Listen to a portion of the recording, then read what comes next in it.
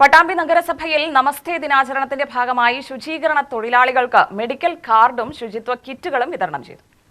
കേന്ദ്ര സംസ്ഥാന സർക്കാരുകളുടെ നിർദ്ദേശപ്രകാരം ശുചീകരണ തൊഴിലാളികളുടെ സുരക്ഷയും അന്തസ്സും ക്ഷേമവും മുൻനിർത്തി നടപ്പിലാക്കുന്ന നമസ്തേ പദ്ധതിയുടെ ഭാഗമായി പട്ടാമ്പി നഗരസഭയിൽ വിപുലമായ പരിപാടികൾ സംഘടിപ്പിച്ചു.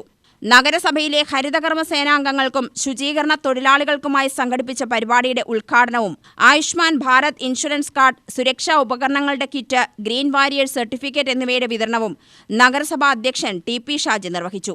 ശുചീകരണ തൊഴിലാളികളുടെ സുരക്ഷയ്ക്ക് നഗരസഭ എന്നും മുൻഗണന നൽകുന്നുണ്ടെന്നും ഇത്തരം പദ്ധതികൾ വലിയ പങ്കുവഹിക്കുമെന്നും നഗരസഭാ അധ്യക്ഷൻ അഭിപ്രായപ്പെട്ടു. നഗരസഭാ വൈസ് ചെയർപേഴ്സൺ അസ്ന ഹനീഫ ചടങ്ങിൽ അധ്യക്ഷത വഹിച്ചു.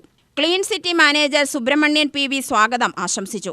നഗരസഭാ കൗൺസിലർമാരായ എം.ബി. സുബ്രഹ്മണ്യൻ, സി.പി. സജാദ്, ഷാഹുൽ ഹമീദ്, സാദിഖ്, മുഹമ്മദ് ഷഫീഖ് എന്നിവരും നഗരസഭാ ആരോഗ്യ വിഭാഗം ഉദ്യോഗസ്ഥരും സംസാരിച്ചു.